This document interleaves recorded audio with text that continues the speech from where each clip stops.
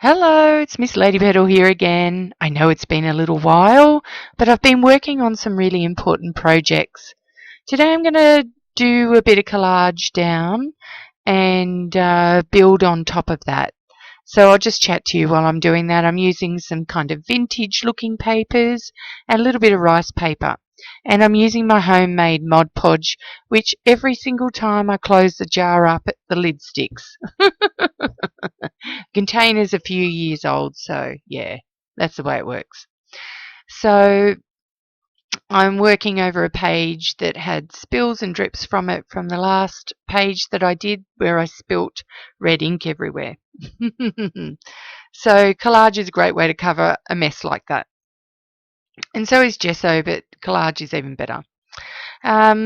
So what have I been doing lately? Well, I've been working really hard doing my art therapy courses at Logan Women's Health and Wellbeing in Brisbane, and they are going swimmingly well.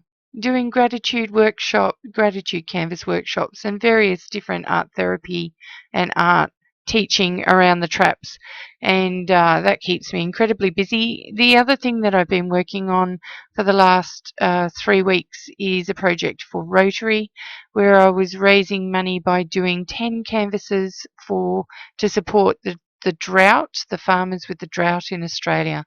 And that culminated last weekend when I was in Roma in Queensland, and I had the backgrounds done, but I actually had to paint all the paintings in about a day, or less than a day actually. I didn't have a full day to paint because I was at a conference. And then we auctioned them off and we raised over $1,500. I was hoping for about $100 a painting, but we got about, on average, $150 a painting. It did vary, some less, some more. But we raised about $1,500 for the farmers that are doing it tough in the drought out there at the moment.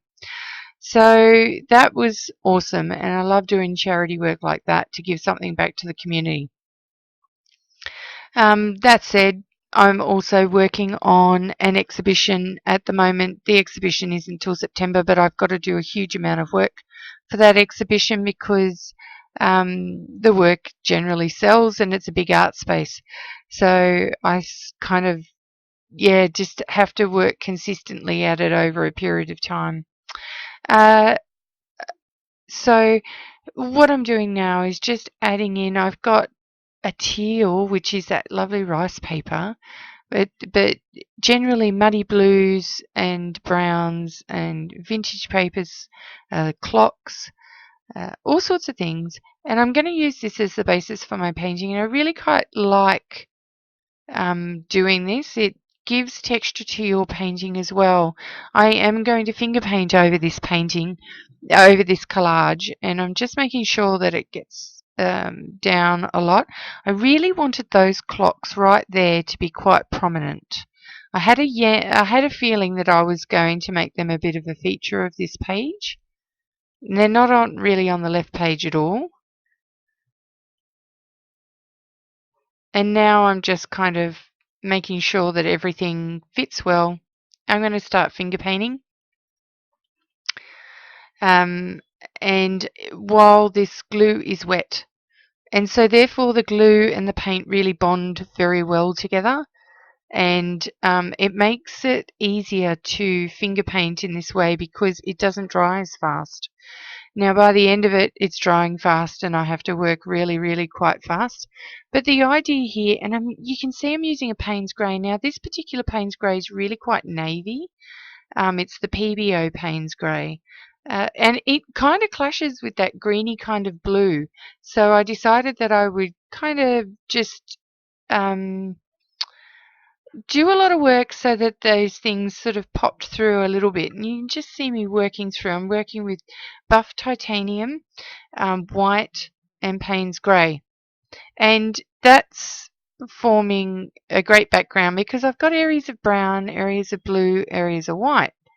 And as I go through this process, I add more and more and more, and in the end, I really start slapping the paint on, and I kind of get to the point where I go, I think now I'm going to use a palette knife, and I just want to apply it really fast And then I get into the space of, while I'm using this palette knife, I get into the space of, I think I'm going to paint an abstract here. Sometimes I don't know what I'm going to do when I start a page, but I just want to start that creative process, and really, work through it and just have that creative flow as I'm working, which I really like. And so now I'm kind of really just slapping the paint on and using the papers underneath to accentuate what I'm doing. And now I'm really using like my whole hand because the paint's starting to dry out in a more meaningful way, quicker. The glue's drying out, and this is drying the paint much, much faster. And so therefore I really need to start working it quickly, even for me. Even though this is sped up about 3.5 times, so I'm 3.5 times faster here, but was actually working really quite quickly, and using as much of the paint as I could at that time, and just finishing up everything that's on the palette. And now I'm thinking about, even at this point here, I'm thinking about what will I do next. I had a yen. I could see a scene forming at this point, which is why I used the brown. And I liked those clocks showing through at the top.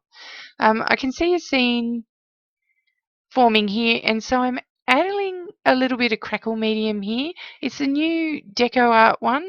I really like it. I've used it in quite a few paintings and bits and pieces. It cracks very finely and nicely, and I really enjoy that.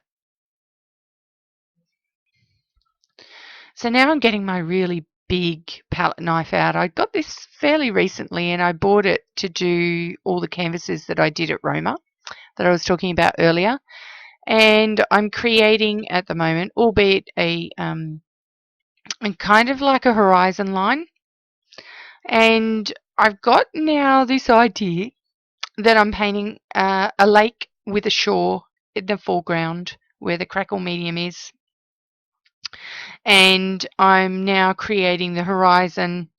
And so above it on the other side of the lake, but you can't see the shore, is a whole bunch of trees. And it's not a big lake because the trees are pretty large. Well, some of them are pretty large. You've got some monstrous trees. And of course, the bottom splotches, this is all abstract, the bottom splotches are all the reflection in the lake. And it makes me think a little bit of a landscape that was described to me by my friend Naomi. Omi Lee is her professional working name. And she was describing to me some lake scenes over in Holland. And she went over there in winter, and of course everything was cold and dreary and grey and dark. And some of these scenes that she's described to me must have been coming out of my subconscious while I was painting this, because I wanted it to be reasonably dark. I wanted the clocks to be showing out at the top. And well, essentially I didn't really know what I want, but this is, as I was going along, what I want. Now I'm using one of my most favourite colours called Transparent Umber. It's a Matisse Flow colour, and boy, do I love it. I use it in flesh tones, I use it in finger painting, I use it all the time, and it's so heavily pigmented that a little bit goes a long way. Now, it's reasonably dry here, not really dry. Now, I'm starting to do stories. So this is the story of, and my little kitty is my companion in my story. And you will find him in some of my journal pages where I'm in the storytelling mode. And this, I'm writing letters, but I'm smudging them as I go because I don't want them to be read so much. They're not very deep, but it's more about the story being embedded in the shore. And what I've essentially said there is the little kitty's on the river overlooking the lake, and he's without his boat and needs it to move on. And I just kind of thought to myself, I'm sitting here looking at it, just wondering what I'm going to do with it at this point. I know that it's still just that little bit tacky in the middle of the crackle medium there. And I'm wanting, I think, a little bit more definition in the trees at this point. I am sitting there contemplating the overall composition, which I like. I think the overall composition of the piece is quite good. There is a focal point.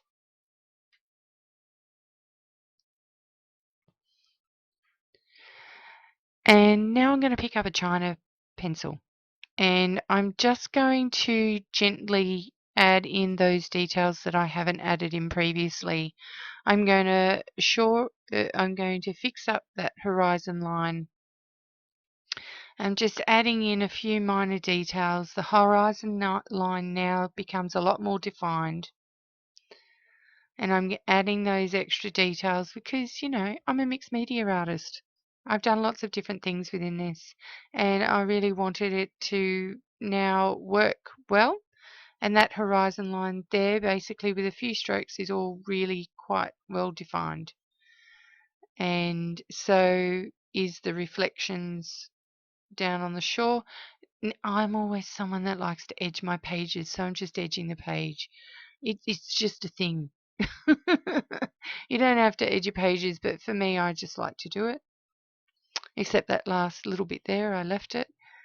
And I just keep working it and working it until I find something, you know, until